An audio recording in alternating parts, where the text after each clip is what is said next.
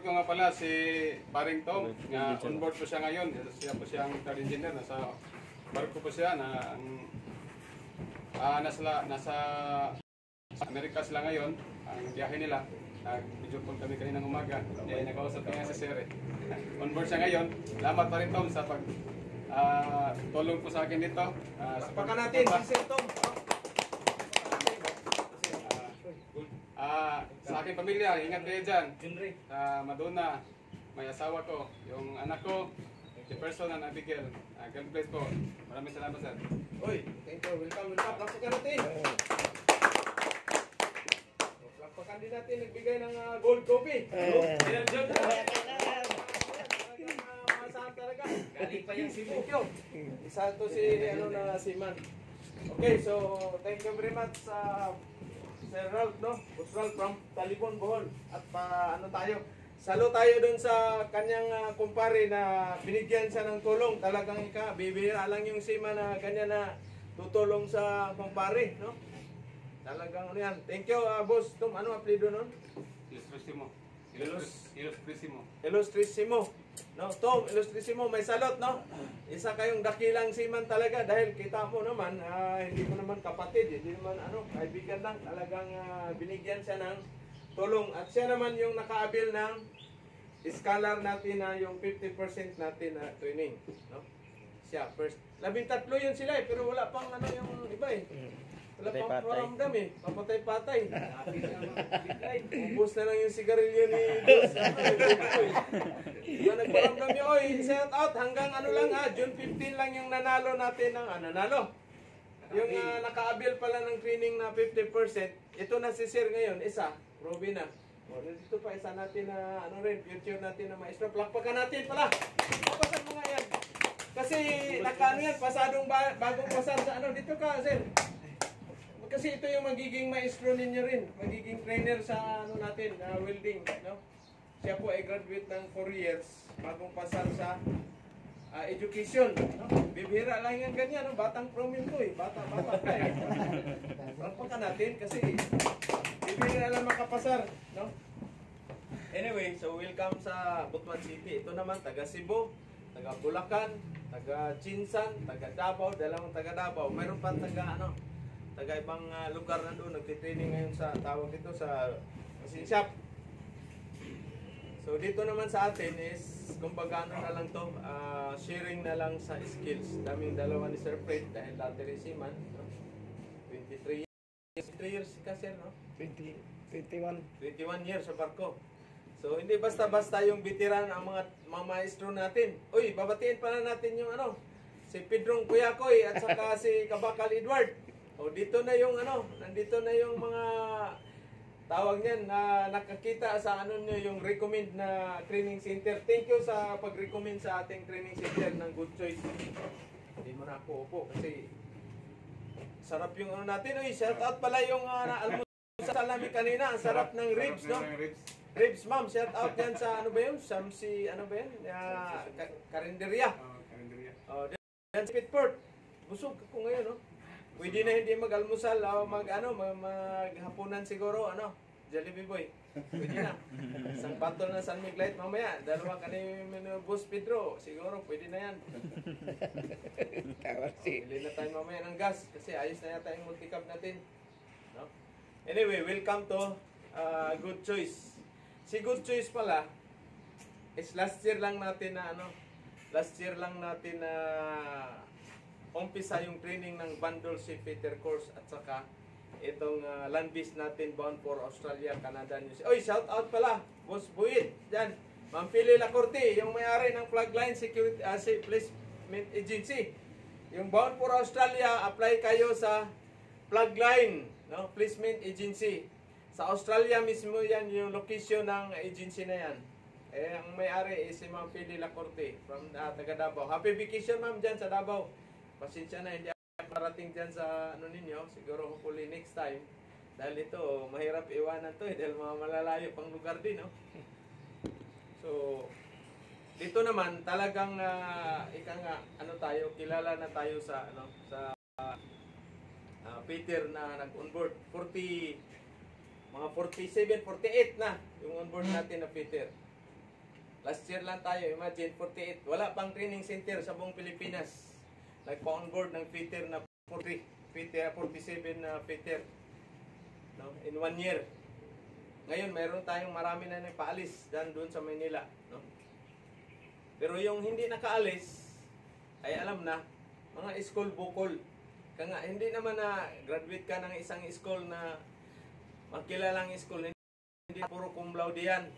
Mayroon ding mga yung grado 75 or 76, pero siyempre yung 75 pag nagsisikap ka talagang ano kanyan, makahanap ka ng trabaho. Ganon din dito. Yung training natin na 3 months dito, talagang ano yan, gusto ko focus talaga kayo, no? Mayroon mang hindi nagpo-focus, o di sila rin ang kawawa. Dahil pagdating sa barko, ito, ano to natin, barko experience na. Matindi ang trabaho sa barko sa Peter, no? Kaya hindi basta-basta.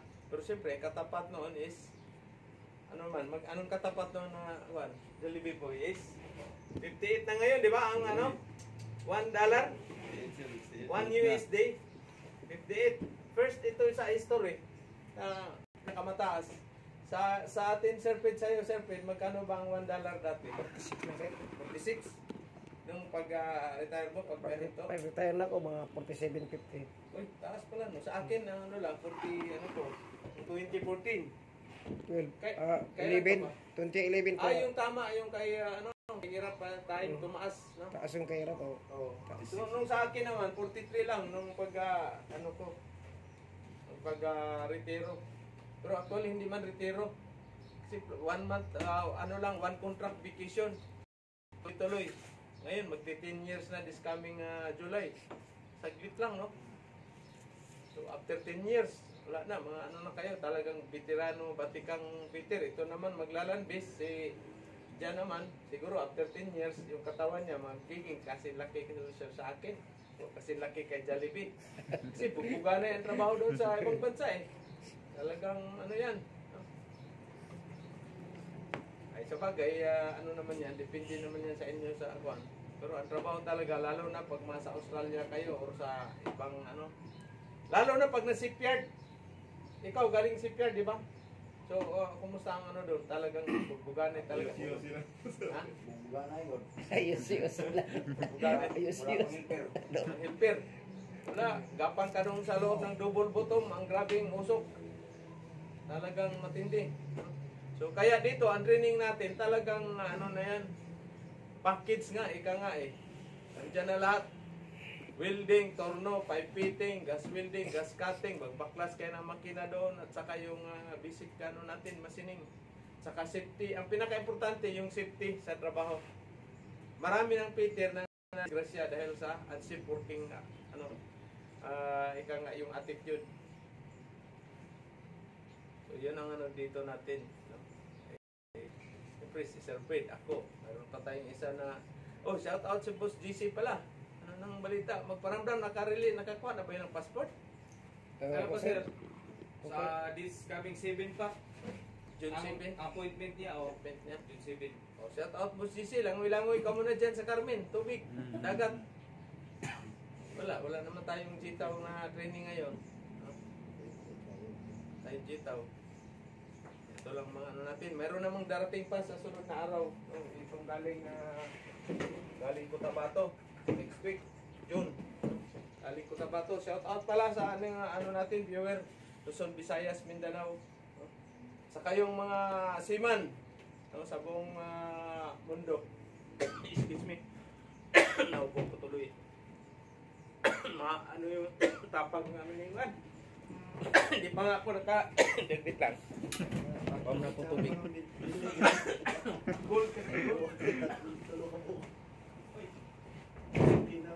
Ito meron tayong pasalubong galing ni Kwan.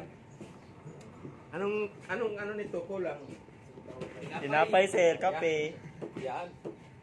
Yan ang ano. Uy, salamat sa from Bohol. Kalamay sa Hagna. No? Kalamay, ito yung specialty, no? Specialty, oh. Specialty. No? Yan. Thank you, boss, Michael. Na publish pa kami yung namin.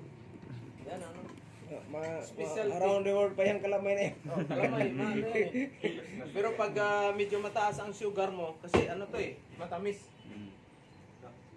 Nagkape na ba? Kayo, kape na, ano, teacher? Okay na. Wala pa yung ano natin ah. Wala pa. Bagong Wala ano pa. natin, Sir Pete. Sinasabi natin 7:45. Ibang klase nga mga ano ngayon. Wake up pa sir eh. Labante. Wake up pa. Ha? Yan ang ano ninyo ha, tandaan ha. Kasi sa pag tayo ay namasukan, oras ng trabaho, talagang ano yan. Halimbawa, alas 8 talaga yan. Tayo naman sa barko, alas 8 ang iyan, kay di-work ka, 7:45 dapat ano ka na. Nandun ka na. Akin, iikot na ko niyan sa buong engine room na yan. May flashlight, may pamunas, rugs, may notebook dito, may ballpen kasi para i-record mo kaagad yung makikita mo na need to repair. Yan ang ano ko, yan ang kumbaga mindset, no? Kahit gaano pa kapuyat yan, basta 7:30, bihis na kaagad, baba na. Kasi sa barko, hindi lahat ng time na ano ka, maganda yung tulog mo. Mayroong time na halos hindi ka makatulog. Oh, maalon, pressure ka sa trabaho, no? Problemado ka pa sa family mo, problemado ka sa kachat mo. Yan naman yan. Kasi ngayon, mas maganda, may internet ba sa inyo, sir? Unlimited din internet Ah, doon. ayos yan. Ayos yan. Sa amin dati ni Sir Fred, wala. Sulat lang. Na, padala ako ng sulat, November. Bati ka ng Merry Christmas. Wala, Valentine's Day na yan makarating. Tagal na panahon na. Swerte ngayon mga mga magsisiman dahil meron ng internet. Internet na sir. Meron ng internet. May libre pa tawag. Talagang good. Wala, pero yung sa atin Sir Fred, no, iba ang nabutan mo ba yung mga yung mga umakyat pa yung mga babae? Abutan ko yan sir. Dave, ano muna tayo kasi Kahit recall kahit muna saan natin yan, yung kahit mga saan pa yan noon sir. Abutan mo pa. Sa akin wala na eh. Ay, yung lang, yung sa Hong Kong. Sa Hong Kong, mga nagtitinda doon. Mga kababayan natin. Meron pa rin sir. Na- na- Ngayon. Pero sa lang, sa Thailand. Dito sa Asia, Thailand lang. Thailand, Vietnam. Pero sa South America yan, marami Wala yan. na ngayon. Marami yan sa South America. Guayaquil sa ito sa doon sa South America. Depende na sa'yo. Ano to? Kumukuha. O yan ang natin sa mga seaman na mahilig pa rin sa good time. Ha? Isipin niyo yung dollar, mataas na. Isya. Kaya ako dati, talagang pag lumabas ako, kino-convert ko kaagad sa piso. There are times kung magkano palitan. Sabi sa akin ni Buson, ano ka ba parang ka rin nasa Pilipinas. Ito dollar na yung income, wag mo na i-convert yan. Sabi ko, i-convert natin kasi pauwi tayo sa pauwi tayo sa Pilipinas. Ayun, tuloy. Oy, shout out pala, Buson na Edwin Karandang sa Batangas. Nang shout out. Sino pa yung mga Buson ko? Dami akong mga Buson, nag-retire ng iba. Yung iba na lang sa kwan. Iba na lang na hindi pa nag-retire. Kaya yun ang buhay din ng seaman. Talagang yan. Kaya kayo, habang talagang nyo yung pira ninyo sa kwan. Sa tawag dito, magandang kwan ba? Ipon talaga kayo. Ipon. Huwag na yung mga pasalubong, huwag na yan.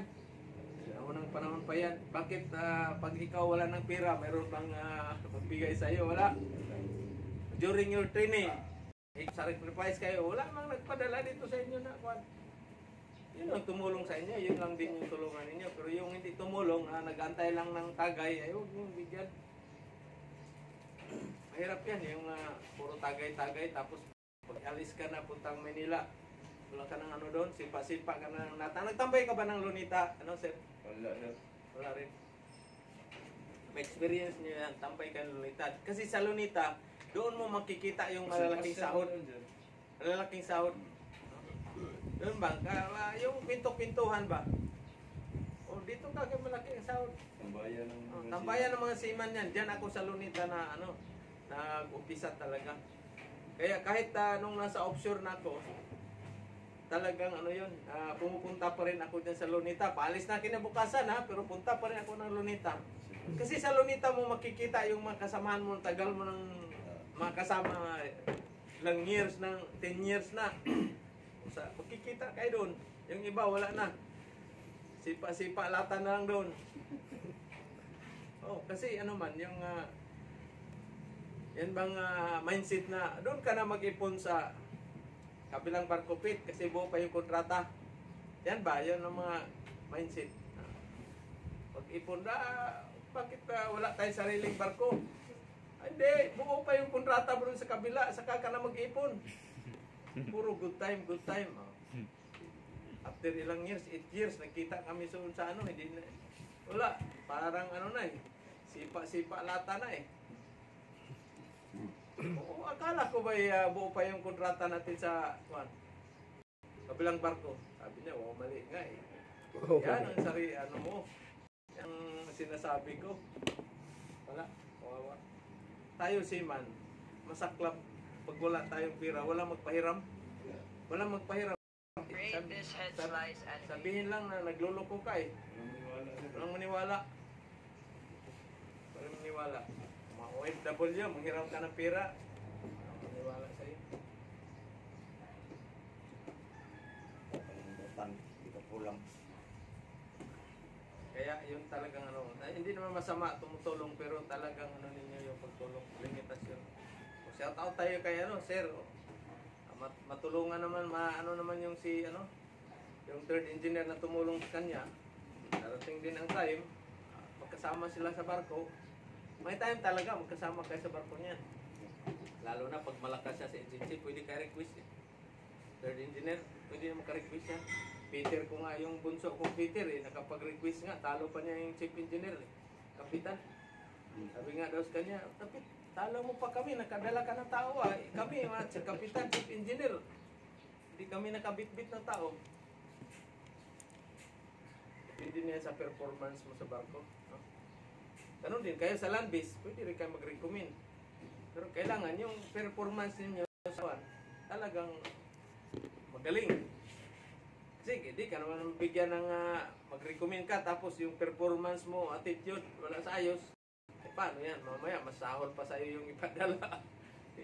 Lugi yung company.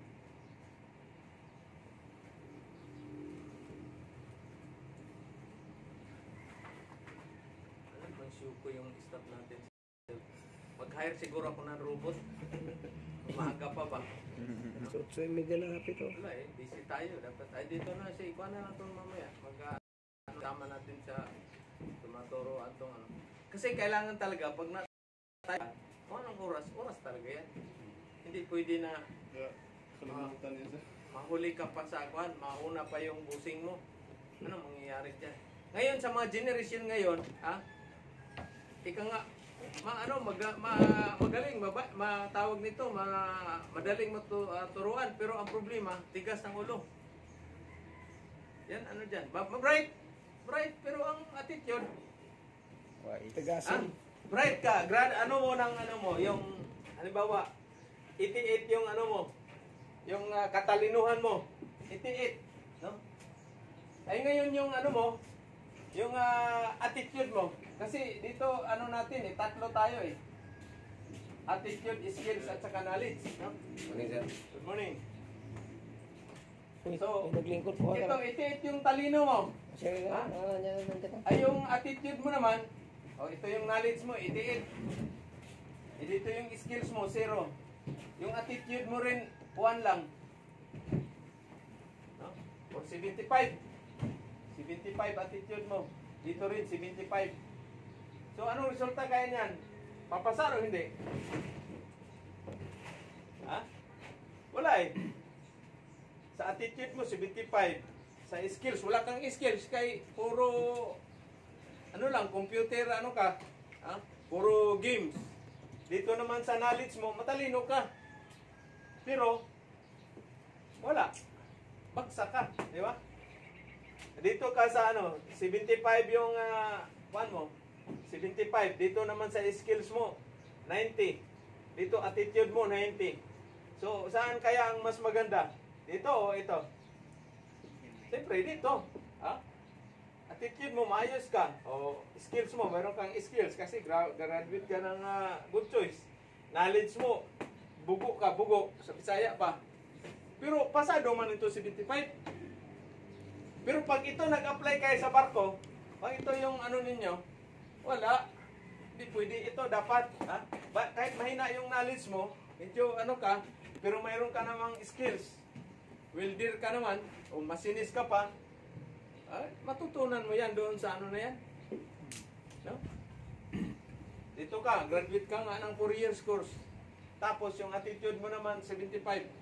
Dahil late ka naman pumasok sa trabaho. Saan ba nga, ano ngayon, kampanya, saan ba kang company na magtanggap ng alas 10 ka na papasok? Di ba? Alas 8, karamihan. Alas 8, dapat 7:50 dapat nasa ano ka na. Ha? Ganun din kayo sa barko. Alas 8 ang end, dapat 7:30 nandun na kayo sa control room. Nakaikot ka na, 7:45 pinaka-late na yan, no? Tapos ka na nag-roving. No? Ikot mo na yung buong engine room. May dala kayong t-shirt. Dahil 3 t-shirt yan, no? Sa 4 hours. Pag ikot mo pa lang, basa na yung ano mo na yan. Basa na yung t-shirt, coverall mo. Ikot mo, basa. So bago ka papasok sa control room, kailangan nakabihis ka na. Dahil aircon man yung control room. Ngayon, pag hindi ka magbihis, matutuyo yung patay, trangkaso, abutin mo.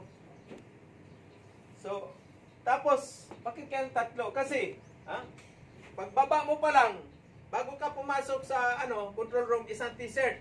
Break time alas 10, isang t-shirt. Break time alas 12, isang t-shirt. Pwede, 2 coverall kasi pwede mo na isampay doon sa workshop mo. Pero bawal kayo magsampay ng mga t-shirt at saka coverall niyo sa railings. Kasi malalaglag yan, tagilid-tagilid yung barko, malaglag, tumama doon sa may mga rotating machinery, patay na. Bulyaso. Bawal kayo magsampay ng mga t-shirt o coverall sa railings. Ihangir ninyo doon sa may loob ng workshop ninyo. Mainginit man din yung workshop. Aircon ang workshop doon sa inyo, building workshop, dili. May nakasubok mo sir sa car seat, aircon siya, pero Aircon, sa bulk wala. Wala. Bihira lang ang aircon ng workshop. Yung aircon ng workshop, dito. Ito. Offshore. Aircon. Kaya doon magtatambay din yung mga mahilig sa kagaya ni Boss Pedro. Mag-smoking. Pero bawal kayo magsigarilyo dito, doon kayo sa labas.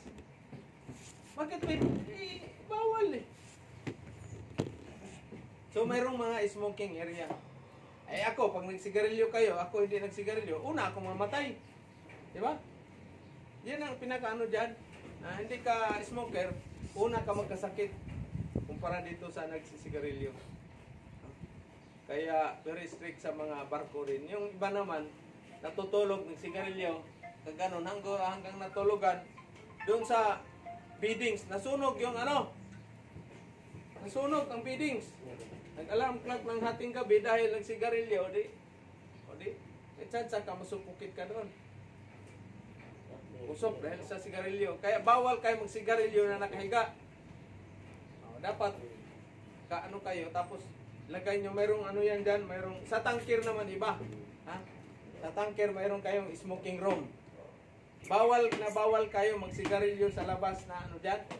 1-way ticket kayo kaagad, uwi. No? Uwi. So yan ang dyan.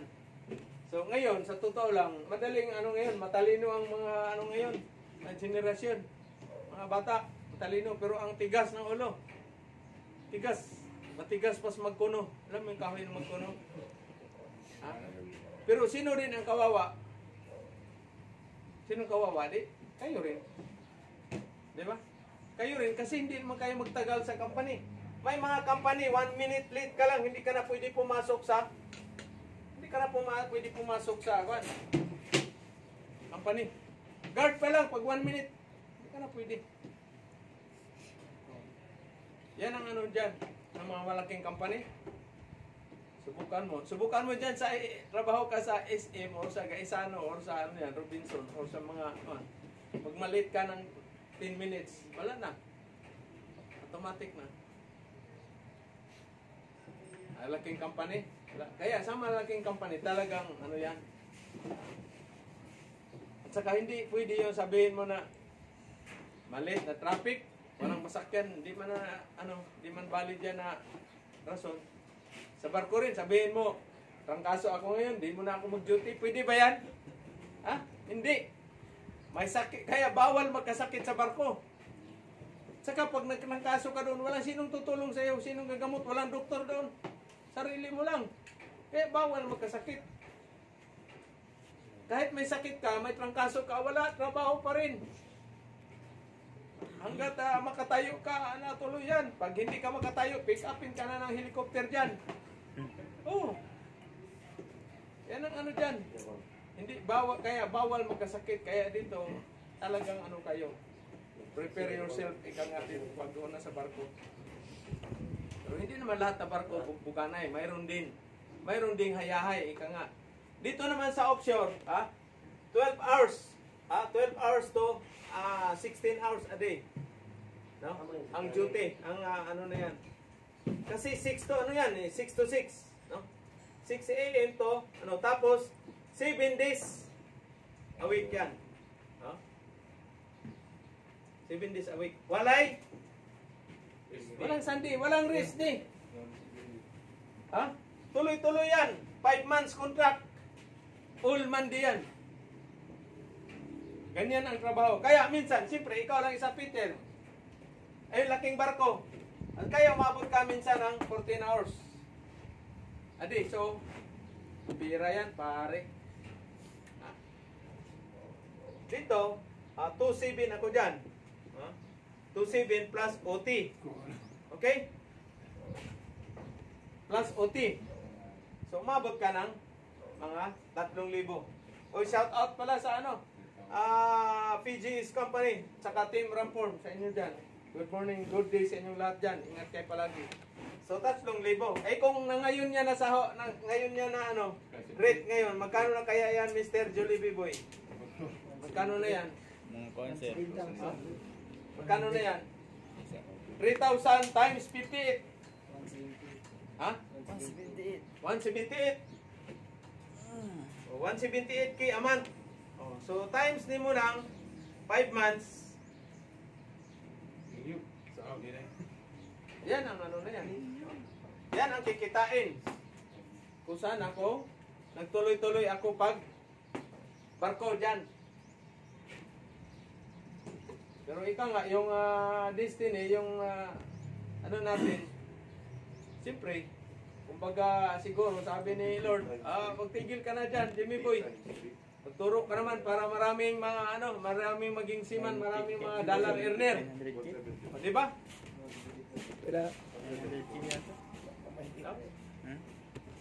So yun ang dyan, yun ang kasi tayo kumbaga mayroon tayong direksyon na natin live. Malay natin kayo naman ang magturo na sunod na kwan.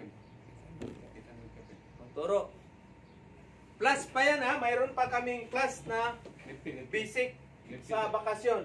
1,700 USD sa vacation ng 2 months and a half. 2 months. May bayad. Yung vacation namin. Pero bakit kaya ako tumigil kon? Sir. Pahinga ba ako? Nag-list ka? Ngayon? Invest. Invest. Klaseng invest. Invest ba yan na Share knowledge. Share ng skills at saka knowledge. No? Parang invest na rin yan, sir. Invest ko sa inyo yan. In-invest ko sa inyo. Kayo naman nag-sacrifice para nag-invest din kayo ng skills. Siyempre, ang katapat ng skills ninyo na in-invest, ito, alam nga, 5 piso pa rin. Kaya kayo nandito ngayon dahil part kayo ng millionaires skilled worker. Millionaires welder. Ika nga, dito sa Good Choice lang yung makikita. Marami namang mga magagaling na mga welder instructor. Pero ang problema, maraming magagaling na welder. Ang problema, sila sa kaalaman nila. No? Yung kumbaga, hindi sila sa kaalaman nila. Kami, bigay namin lahat sa inyo yung na yan. Maraming magagaling